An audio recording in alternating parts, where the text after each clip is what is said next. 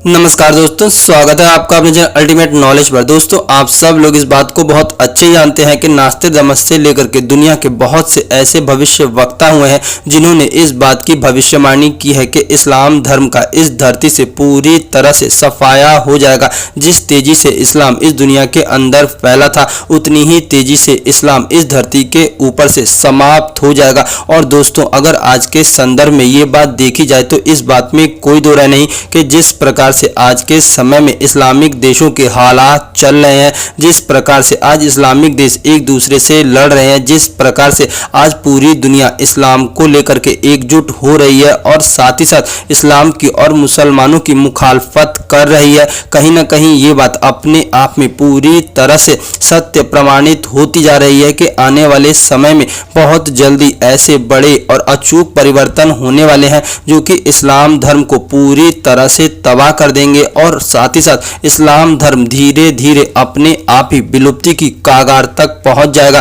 दोस्तों, आज बांग्लादेश के अंदर जिस प्रकार के हालात उत्पन्न हुए और वहां से शेख हसीना को भागना पड़ा और उसके बाद बांग्लादेश में अभी तक लूटपाट और काटमार मची हुई है, जिसके कारण से वहां पर रहने वाले आम मुस्लिम लोग पूरी तरह से त्राहिमाम कर रहे हैं और आज वहां पर भुखमरी और गरीबी के हालात बहुत तेजी से उभर रहे हैं। दोस्तों, अभी एक मुस्लिम देश पूरी तरह से शांत नहीं हुआ था कि आप सब लोगों को जान करके आश्चर्य होगा कि इंडोनेशिया, जो कि दुनिया के अंदर सबसे बड़े मुस्लिम देश के तौर पर जाना जाता है, कहीं ना कहीं इंडोनेशिया की राह पर चलने लगा है। आज के समय में इंडोनेशिया के अंदर भी बहुत बड़े स्तर पर विरोध प्रदर्शन हो रहे हैं। आज इंडोनेशिया में आम लोग और पुलिस आमने सामने है, क्योंकि एक्चुअली में इंडोनेशिया के राष्ट्रपति जिस तरह से वहां पर कार्य कर रहे हैं उसे लेकर के इंडोनेशिया के लोग बहुत ज्यादा आक्रोशित है और वो अपना आक्रोश दिखाने के लिए सड़कों पर उतर चुके हैं।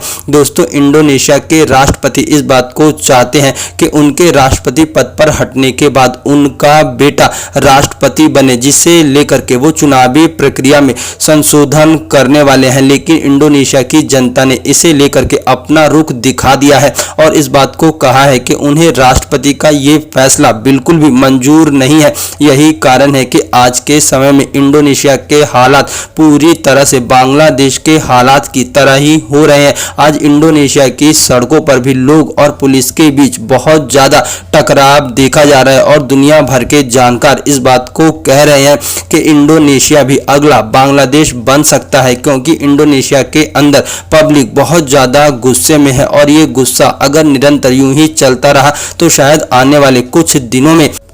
इंडोनेशिया भी बांग्लादेश बन सकता है। दोस्तों, आज के समय में ये बात पूरी तरह से सत्य होती जा रही है कि इस्लामिक देश आपस में ही लड़ना शुरू कर देंगे और दुनिया भर के अंदर जितनी भी मुस्लिम कंट्रियां हैं उन देशों के अंदर गृह युद्ध छिड़ जाएगा, जिसके बाद उन देशों के हालात बद से बदतर हो जाएंगे। दोस्तों, आप लोगों को जान करके आश्चर्य होगा कि सऊदी अरब, जो कि दुनिया के अंदर सबसे बड़े इस्लामिक राष्ट्र के तौर पर जाना जाता है और जिसका सिक्का पूरी दुनिया की इस्लामिक